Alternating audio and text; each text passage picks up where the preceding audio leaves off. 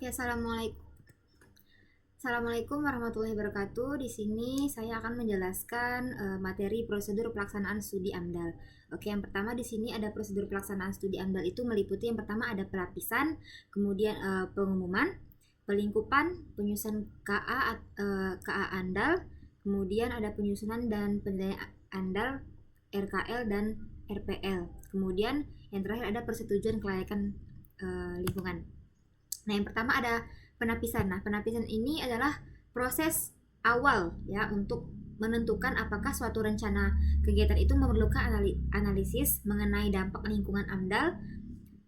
Kemudian penapisan ini dilakukan untuk menyaring proyek yang berpotensi atau berdampak besar bagi lingkungan. Nah, tujuan dari penapisan AMDAL ini yaitu yang pertama ada menentukan apakah suatu kegiatan ini wajib menyusun AMDAL. Yang kedua, menilai awal apakah suatu proyek itu memerlukan studi AMDAL. Kemudian, menyaring proyek yang berpotensi berdampak besar pada lingkungan.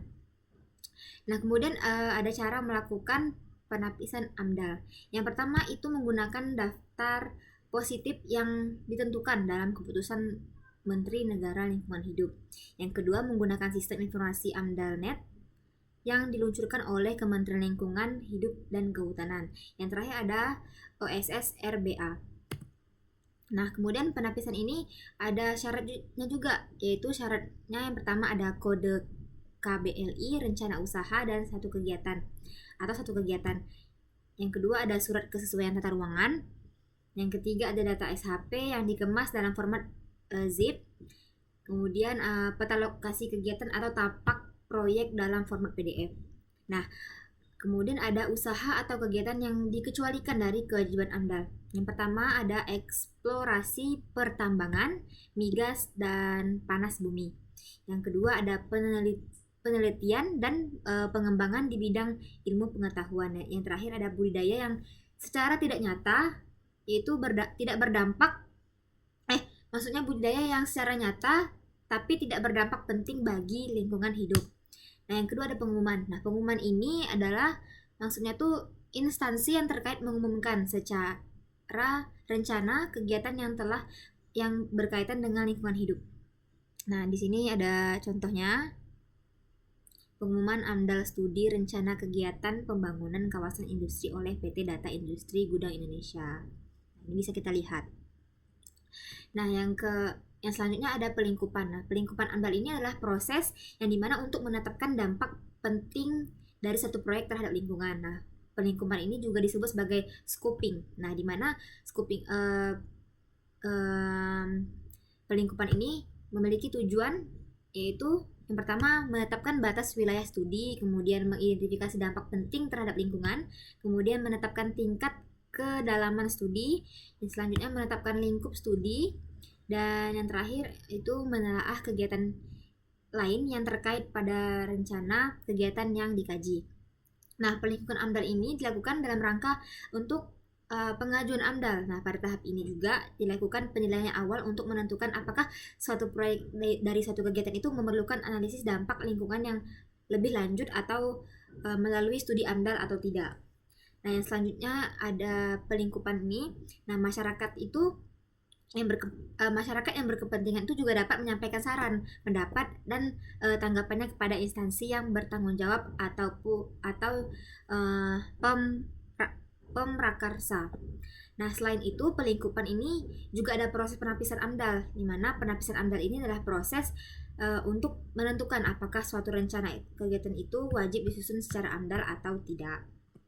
Nah, yang keempat ini ada penyusunan KA AMDAL, di mana kerangka acuan analisis dampak lingkungan hidup adalah dokumen yang menjadi pedoman awal untuk menyusun analisis dampak lingkungan atau AMDAL. Nah, KA AMDAL ini berisi informasi yang mengenai rencana usaha, lokasi rencana, dan hasil perlibatan masyarakat. Nah, isi KA AMDAL ini yang pertama ada identitas penanggung jawab usahanya, kemudian ada deskripsi rencana usaha, selanjutnya ada lokasi rencana usaha, kemudian hasil pelibatan masyarakat, kemudian ada informasi kegiatan lain sekitar lokasi rencana kegiatan, Selanjutnya itu ada keterkaitan lokasi, rencana, kegiatan dengan kegiatan yang lain. Dan yang terakhir ada kawasan sensitif. Kemudian yang keempat ada penyusunan KA Andal, yaitu yang pertama langkah-langkahnya itu ada identifikasi rencana usaha dan kegiatan. Terus yang kedua itu menentukan lokasi rencana usaha dan kegiatan.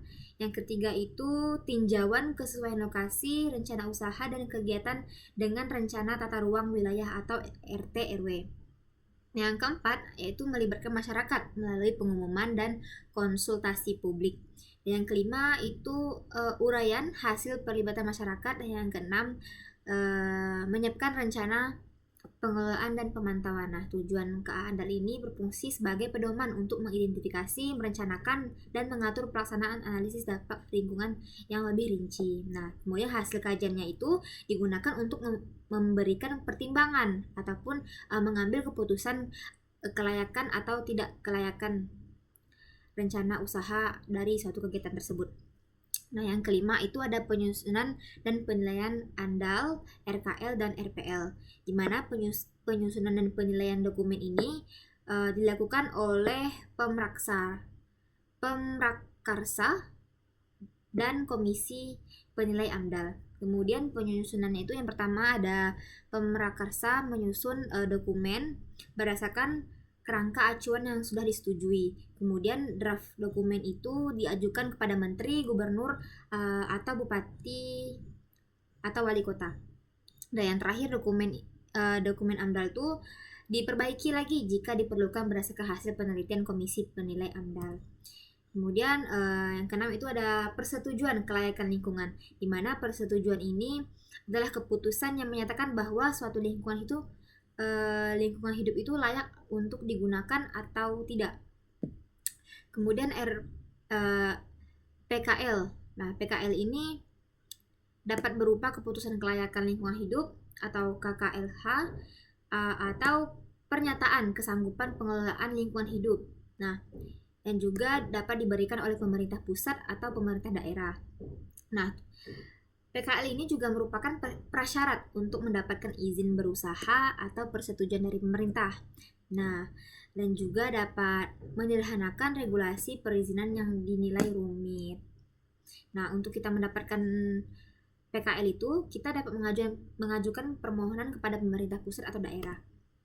Kemudian, yang terakhir itu persetujuan kelayakan lingkungan, di mana dokumen yang diperlukan untuk mengajukan PKL itu yang pertama harus ada surat undangan validasi, kemudian surat permohonan asli, ada print out semua dokumen yang telah diupload dan dijilid menjadi satu buku, dan yang terakhir itu ada soft file yang berisi kompilasi semua dokumen yang telah diupload. Yang jenis lingkungan lainnya itu ada analisis mengenai dampak lingkungan AMDAL, UKL, UPL, RKL, RPL, dan yang terakhir ada SPPL. Oke. Terima kasih sudah mendengarkan. Assalamualaikum warahmatullahi wabarakatuh.